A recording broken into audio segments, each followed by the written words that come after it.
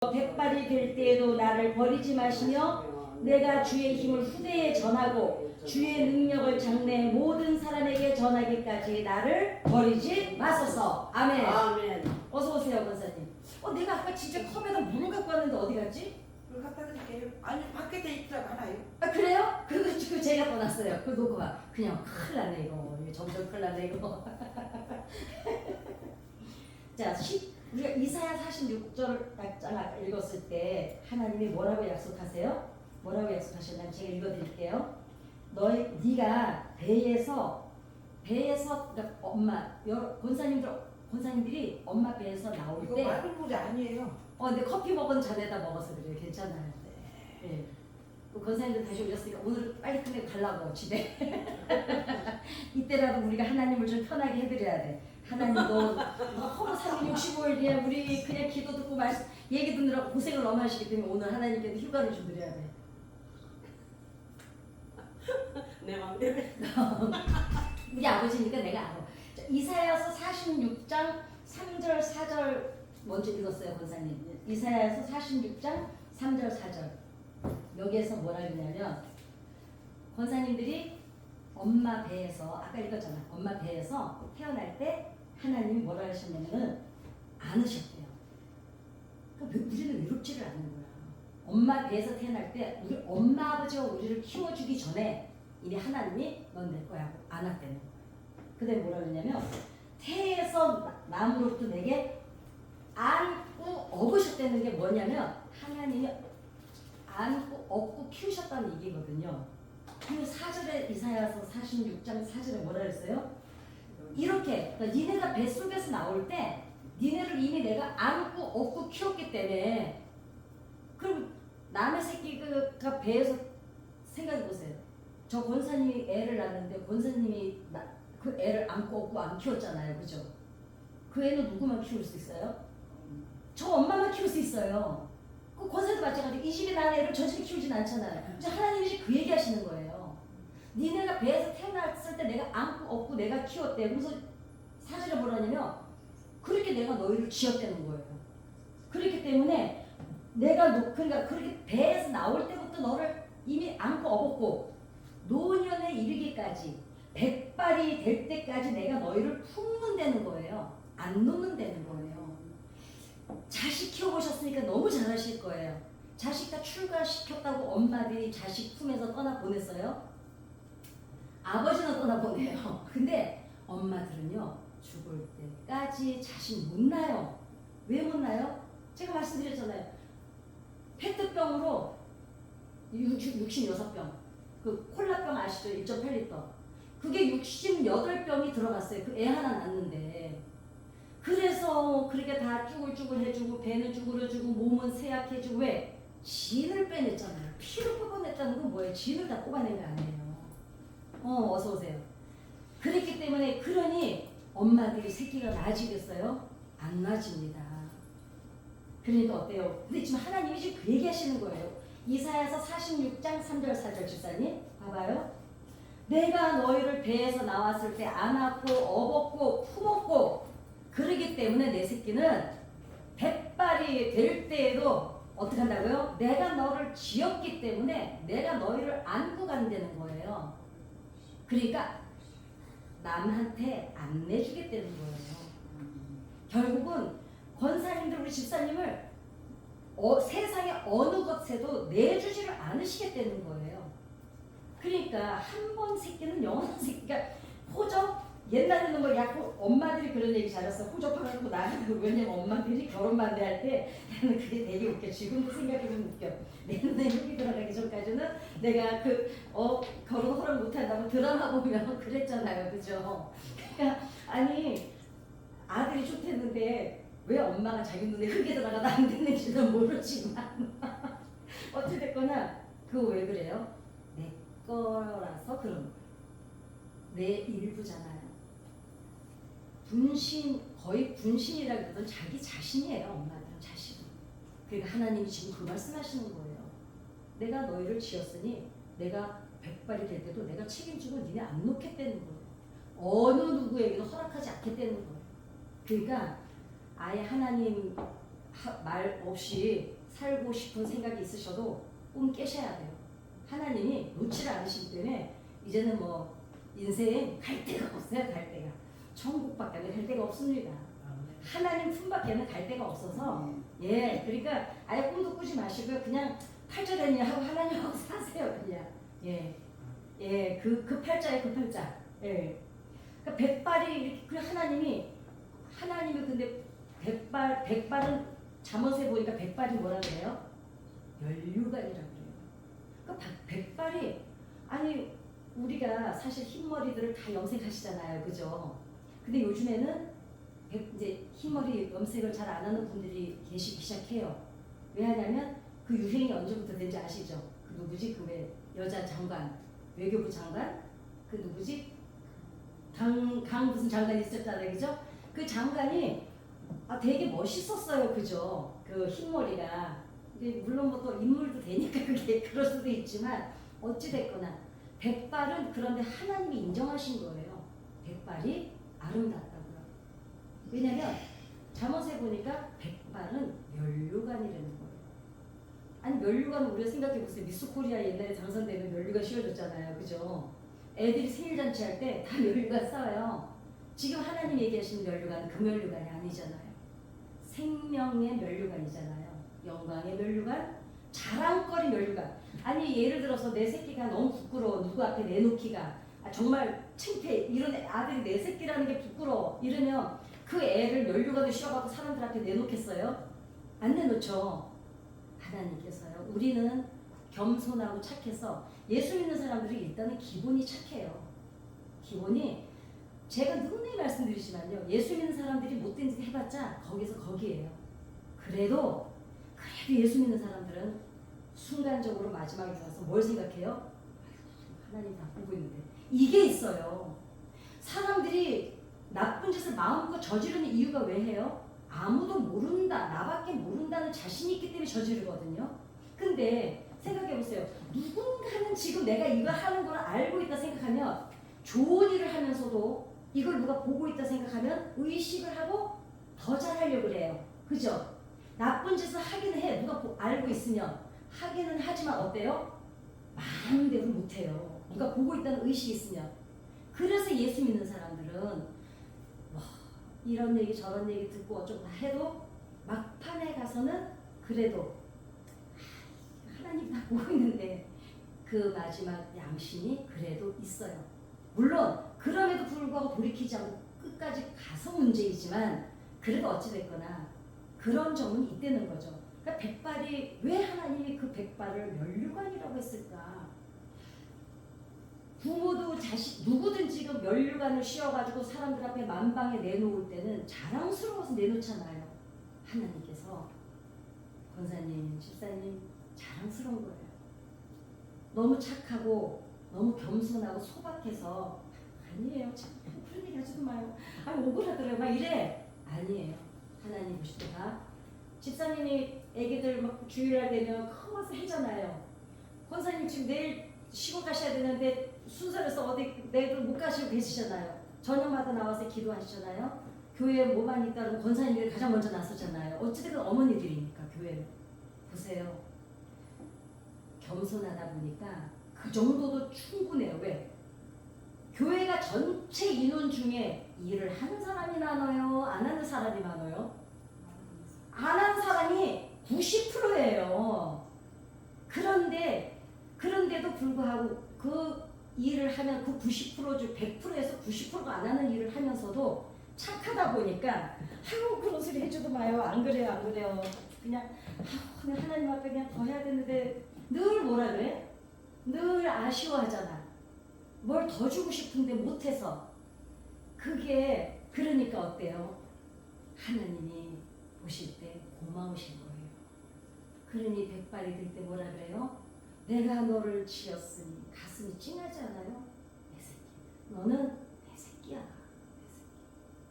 하나님 새끼들이신 거 절대로 순간도 분초도 잊어버리지 마시기 바랍니다. 아멘. 그 다음에 백발이 되기까지. 백발이 왜 아름다냐면 백발이 되기까지 하루 이틀의 역사가 아니잖아요. 그죠? 뜨는 태양은 찬란합니다. 그죠? 지는 석양은 어때요?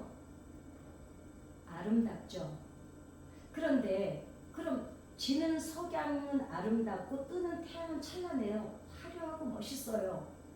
이거는 사실 찬란하고 멋있는 거는 따라할 수 있는 게 따라할 수가 있어요. 왜냐하면 따라하면 돼요. 이거 중요한 얘기입니다. 찬란하고 멋있는 거는요 따라하면 돼요. 그런데 아름다운 건 따라할 수 있는 건가요? 어떠세요? 자신 있게 얘기해봐. 너무 겸손하지 말고. 아름다운 건요 따라하지 못해요. 그거는 하루아침에 된 게 아니에요. 아름다운 건. 아름다움에는 뭐가 있어요? 첫째 깊이가 있죠. 세월이 있어요. 그 다음에 숙성되는 기간이라는 게 있어요. 기다림이 있었어야 돼요.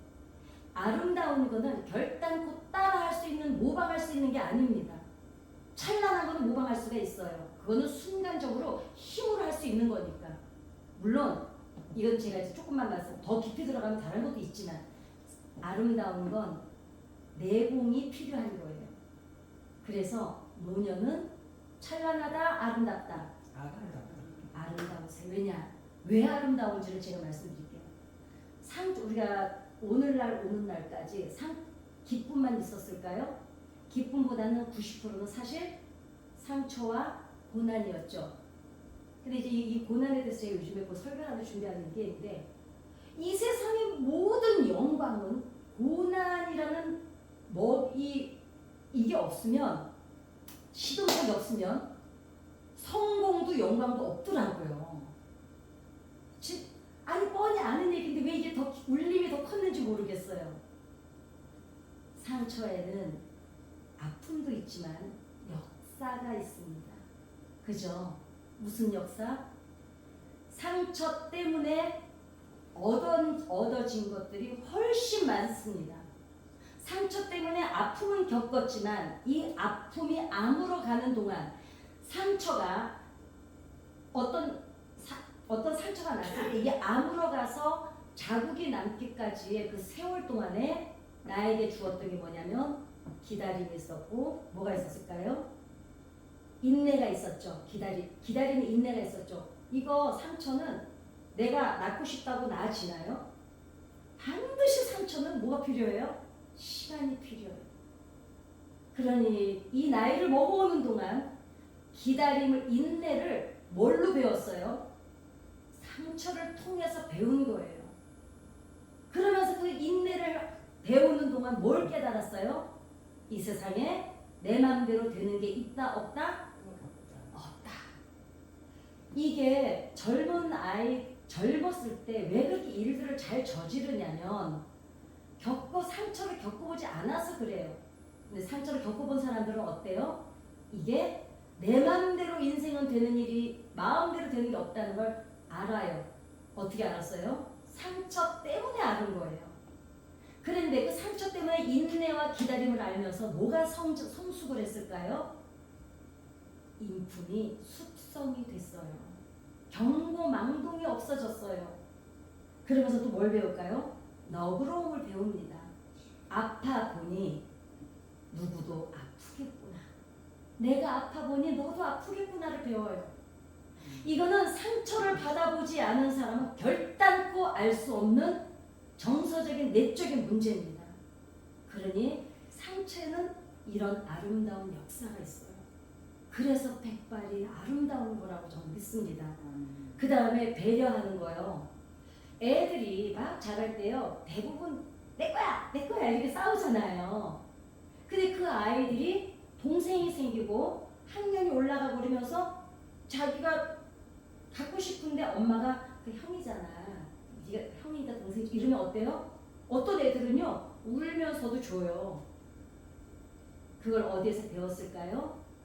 성장하면서. 근데 그 애가 자기 거 포기하고 주는 거잖아요. 배려는 자기 희생이 바탕이 돼야 돼요. 그죠? 배려는 그냥 나오질 않습니다. 나의 희생이 반드시 선행된 자리에 배려가 나오지. 그렇잖아요. 아니면 배려라고 표현을 안 하고 뭐라고 표현할까요? 손해라고 표현하겠죠. 그죠? 근데 우리가 누군가를 배려하는 거는 배려할 때 손해라고 생각하지 않는 거는 나를 희생해도 좋다는 전제 하에 하기 때문이에요. 그러니까 그거는 배려야.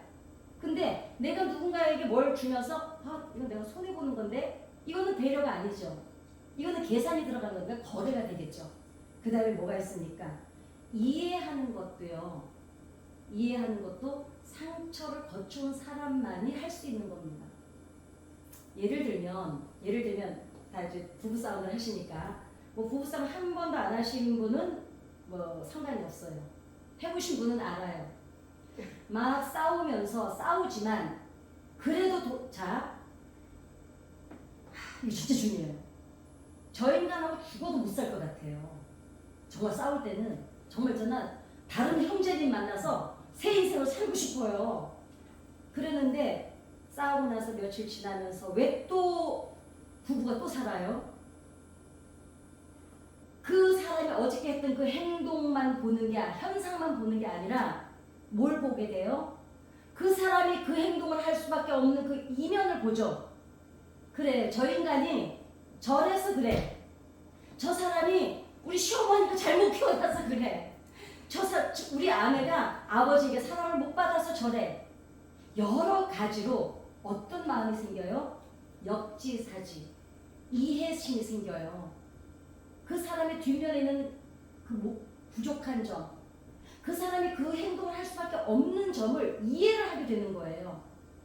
근데 이 이해를 하기까지 어머 할렐루야 이랬는데 이해가 되나요? 아니죠. 이해가 되기 위해서는 내가 아파 봐야 돼요. 아프기 때문에 누구를 이해하는 거지. 내가 아프지 않고 사이가 좋은데 굳이 내가 이분을 이해할 일이 있나요? 그쵸? 남을 이해한다는 건 내가 아프다는 아픔이 먼저 시작됐기 때문에 아픔 때문에 이해하는 거예요. 저 사람도 저래서 그러겠구나. 근데 아무 이해할 일이 없을 때는 이해를 안 하죠. 그런데 갈등이 있을 때, 뭔가 상극이 됐을 때 이해하지 않으면 안 될 때 그렇습니다. 그리고 어떻습니까? 마지막으로 더 많은 것들이 있죠. 상처가 주는 이점을 제가 오늘 사실 오늘 원고도 없이 왔어요. 이걸 잠깐 생각을 하는데요. 너무 많은 거예요. 상처가 주는 유익이. 그 상처가 있기 때문에 우리가 가장 아름다운 꽃, 상처의 꽃이 하나 있더라고요. 뭘까요? 혹시 겪어보신 것 중에? 장미요? 응? 장미? 장미? 또 가시. 아시겠습니까? 상처 때문에 마지막 피는 인격의 꽃이 있어요. 백합이요? 아니 꽃이 아니야. 용서라는 능력이 생겨요. 상처가 없는데 아니 누가 나한테 잘못한 게 없는데 용서해야 될 일은 없잖아요. 그런데 그 용서라는 꽃, 물론 저는 용서를 막 하라고 그러지 않아요. 왜냐면 하나님께서도 성경을 쭉 보면요. 회개할 때 용서하시거든요. 물론 예수님이 십자가에 못 박혀서 근원적으로 들어가면 더 복잡해지고 그 얘기를 할 건 없고 지금은 아니에요. 지금은 할 수가 없는데 용서는 상대방이 정말 자기가 뭘 잘못하는 걸 깨닫고 와서 미안합니다 할 때 하는 게 용서거든요. 그런데 내가 상처를 겪어본 사람은 마지막 그래도 용서를 할 줄 아는 능력을 갖는 게 어디에서부터 시작이 되냐면 상처를 받아봤기 때문에 용서의 능력도 생겨요. 근데 내가 상처가 없이 그냥 늘 평탄하게 꽃길만 걸어오잖아요. 금수저가 누구 이해하고 배려하고 용서하는 거 못합니다. 베푸는 거는 할 수 있어요. 왜냐? 넉넉하고 고난을 겪어본 적이 없고 가진 게 많으니까. 금수저니까 꽃길만 걸었으니까 베푸는 건 할 수 있을지 몰라요. 그러나 용서는요. 내가 피 흘리면서 하는 거예요. 그죠? 편안할 때 용서해요? 아니 용서해야 될 문제가 있을 때 마음이 어머 행복해 이래요? 아닙니다. 너무너무 아프고 고통스럽지만 용서할 때 그 용서의 배경에는 뭐가 있을까요? 아까 먼저 얘기했던 이해가 전제가 되는 거예요. 그래, 네가 나한테 이렇게 하긴 했지만 네가 그럴 수밖에 없었던 거를 인지상정 이해하는 거예요. 그러니까 요구서를 하는 겁니다. 그러니 이거는 이 인격은 지금까지 요만큼 나는 인격은 어디 언제만 가능하냐? 상처를 지나온 사람만이 가지고 있는 능력인 줄 믿습니다. 아멘. 그러니 우리가 인생을 살아오는 동안에 이 가진 상처는 나이테마다 나무를 잘라보면 나이테가 이렇게 있잖아요. 우리 인생의 나이테에도 다 각자가 가진 그 나이테마다 가진 상처는 옹이가 있어요. 근데 그 옹이마다 박혀있는 그 상처들이 있었기 때문에 내가 지금 오늘 이 인격을 가질 수 있다는 거죠.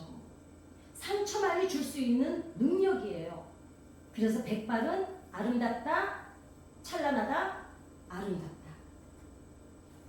그 다음에 40이라는 나이가 40살 하면 부록이라 그러잖아요. 부록의 나이. 50대를 뭐라 그러냐면 지천명이라 그래요. 그죠? 부록이라는 나이는 흔들리면 안 되는 나이래요. 아니, 그러니까 흔들려서는 안 되는 나이를 부록의 나이라 그런대요. 40대를. 자, 40대를 다 지나오셨잖아요. 아직 안 지나오셨어요, 혹시? 아, 미안합니다. 아, 죄송합니다. 40대는 흔들리면 안 되는 나이라는 거예요. 그런데 돌아보시면 40대의 자식들이 얼마나 했어요? 각자가 나이 차이들이 있으니까 늦게 낳고 일찍 낳은 게 있지만 40대라는 나이는 집사님이 지금 40대죠? 50대. 진짜? 60대. 정말? 이 진심이도 40대로 보여요. 내일 40만 주라. 혹시 난 못 만나고 내 우상을 맡기는 거예요. 자, 40대에는 부모로 40대 사셨을 때 어떠셨어요? 흔들려서는 안 되는 나이가 아니라요. 흔들리면 안 되는 나이셨어요. 그죠? 왜? 왜 흔들리면 안 됐어요?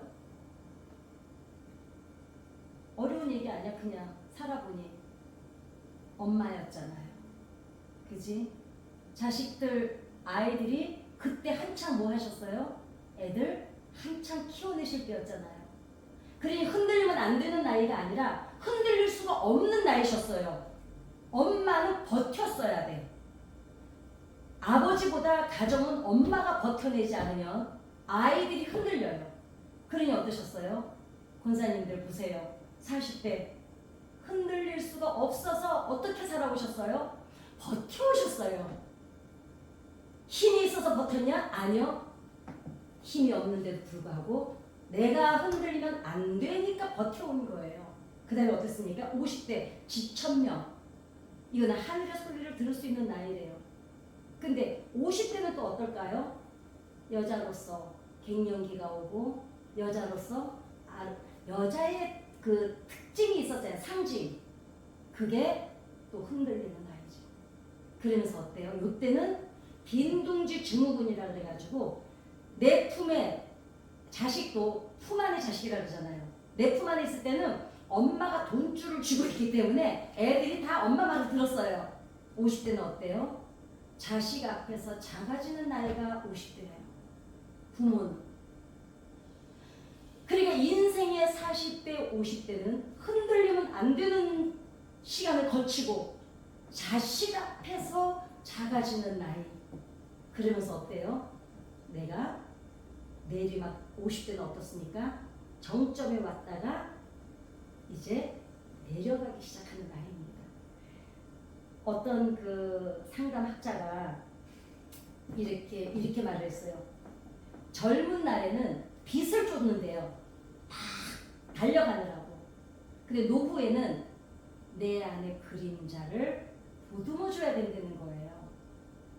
젊은 날에는 어때요? 흔들릴 수가 없으니 버텨내시느라고 빛을 향해서 쫓아가셨잖아요. 근데 이제 50대가 되면은 그때부터는 이제는 누구를 보듬어줘야 되느냐? 내 안에 울고 있는 내 그림자를 보듬어줘야 되는 나이가 이제 50대부터 시작이 되는 겁니다.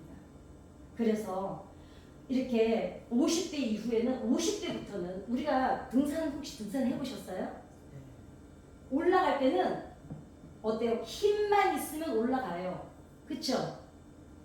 힘만 주어주면 뭐 끝까지 따라 올라가요. 누가 가든지 말든지. 내려올 때는. 근데 내려올 때 어떠셨어요? 등산했을 때 사람들이 제일 조심하라는 데가 어디예요? 내려올 때 조심하라. 왜 내려올 때는 올라갈 때는 힘이 필요했어요. 내려올 때는 뭐가 필요해요? 지혜가 필요해요. 그죠? 내려올 때 마구 뛰어내려올 수가 없어요. 내려올 때 자칫 잘못하면 발목 부러지고요. 내려올 때 자칫 잘못하면 무릎 연골이 나갑니다. 그래서 우리 인생도 어떨까요? 열심히 달려오셨잖아요. 그리고 50대 정점에서 이제는 뭐가 필요한 백발은 힘이 필요한 나이가 아니에요. 백발은 지혜가 필요한 나이예요. 근데 이때는 어때요? 뭐 이제는 이때 생긴 지혜는 뭘로부터 온 거예요? 젊은 날에 아팠던 상처로부터 배운 게 노년의 지혜예요. 그쵸? 그 인생을 돌아보면 그래서 우리가 백발이 아름다운 이유는 힘은 떨어져 가요. 왜냐면 저도 이제 점점 피아노 치는 게 자꾸 손마디가 아프고 근데 희한하게 요즘에 무슨 증세가 생겼냐면요. 팔이 아파서 피아노를 못 치겠어요. 어제 금요 찬자 때 반주를 하는데 아니 팔이 너무너무 아픈 거예요. 그래서 제가 오늘부터 헬스 가서 팔 운동을 하기 시작했어요. 나이를 먹으면 젊은 날에는 뭘로 했냐면은 힘으로 젊은 날에 아름다웠던 거는 힘이 있었어요. 근데 백발이 아름다운 이유는 힘은 소멸돼 가요. 힘은 점점 떨어져 가지만 왜 그러면은 노년이 백발이 아름다울까요? 힘은 없어지는데 뭐가 남았어요? 맞아요. 지혜가 나왔어요. 근데 보세요. 지혜는 지식으로 되는 걸까요? 아닙니다. 지혜는 인생을 살아오는 동안에 내 나이테 안에 있는 상처만이 줄 수 있는 게 지혜예요. 그러니 백발이 아름다운 이유는 백발을 우리가 아름다운 이유 그 이유는 젊은이들보다 노년이 잠언서에 보니까 뭐라 그래요? 백발은 면류관이라고 했던 이유가 여기에 있습니다. 이 세상은 지식으로 살까요? 지혜로 살까요? 지식으로 사는 거 결코 아닙니다. 그러면은 서울대 나온 놈들이 놈들 미안합니다. 서울대 나오신 분들 서울대 나온 사람이 다 성공하고 우리처럼 저기 뭐지 시골에서 태어나고 이름 없는 대학 나온 사람은 다 거지로 살아야 돼요. 그죠? 똑똑한 사람이 성공하는 시대라 그러면 우리는 다 노숙자가 돼서 살아야 돼요. 그게 아닙니다. 인생은 지식으로 사는 게 아니라 지혜로 살아내는 거예요. 그래서 어떻게 합니까? 이제는 지혜가 빛나시는 분들이니 절대로 기 죽는다 안 죽는다? 죽지 마세요. 명절 때 자식들 와서 마음에 꼭 들까 안 들까 서운하게 더 많을 수도 있을 거예요. 그런데 절대로 기 죽지 마세요. 왜냐? 하나님이 내 거라고 손바닥에 새겨버린 분들이 여러분들이세요. 내 거를 하나님 받고 아니 내 얘기가 아니잖아요. 아까 성경 얘기했잖아요. 내가 너 지었으니까 내가 너를 끝까지 품고 간다는 거예요. 하나님이 내 주인인데 세상에 무서울 게 뭐가 있습니까? 두려울 게 뭐가 있습니까? 그래서 우리가 그러죠. 봄을 보고 봄에게 봄에는 힘차잖아요. 모든 게 막 솟아나고 그런데 그 봄이 겨울을 보고 봄을 부러워하지 마라. 봄을 보고 너는 여름을 부러워하지 마라. 여름을 보고 너는 여름에는 푸르기는 한데 열매가 없어요. 열매가 있어도 먹을 수가 없어요. 근데 가을은 어때요? 열매를 다 매달고 있습니다. 제일 풍요롭죠. 그런데 봄, 여름, 겨울을 보고 가을을 부러워하지 말라는 거예요. 왜요? 그럼 겨울이 그렇게 한다면 겨울이 제일 부러워야 돼요. 근데 보세요. 겨울에 다 떨어뜨리고 뿌리를 가장 깊게 내리는 기간이 겨울입니다. 그죠? 겨울에 뿌리를 깊게 내려주고 그 내리면서 자기가 다 잉태를 해놔야 봄에 싹이 트고 잎이 나고 꽃이 피고 열매를 맺지. 겨울이 준비를 해주지 않으면 가을의 열매는 결단코 없습니다. 그런데 우리가 볼 때는 우리 나이 먹어서 70이 넘어가면 겨울이라는 표현을 쓸 때가 있거든요. 아닙니다. 겨울이 가장 복된 줄 믿습니다. 그래서 백발이 아름답다? 아름답다. 백발은 면류관이다? 면류관입니다. 권사님들, 집사님, 진짜 나이 많이 먹었네. 언제 죽은 것을 어디로? 여러분들은 하나님의 면류관이십니다. 아멘. 하나님이 자랑스러워서 머리에다가 백발이라는 면류관을 다 얹어서 사람들 앞에 쫙 내놓고 얘는 내가 지었으니 배에서 나올 때 내가 너를 품었고 배에서 내가 나올 때 너를 업었고 내가 너를 지었으니 내가 노년이 될 때 백발이 될 때 내가 너를 안고 가는데 어떻게 가느냐? 백발은 면류관 걸로 자랑하면서 데려가시겠다는 거예요. 이게 노년의 축복이에요. 힘은 소멸됐지만 지혜가 빛나는 권사님들, 집사님, 여러분들은 하나님의 소망인 줄 믿습니다. 아멘. 하나님의 면류관이십니다. 아멘. 이 하나님 앞에 우리 주기도만 하고 오늘은 감사 기도만 드리고 명절 때 기 죽는다 안 죽는다? 안 죽는 절대로 죽으면 안 돼. 식구들이 뭐라 그러면 냅둬 버려. 왜냐? 그래 봤자야. 나는 누구? 하나님 공주야. 아셨죠? 네. 할렐루야.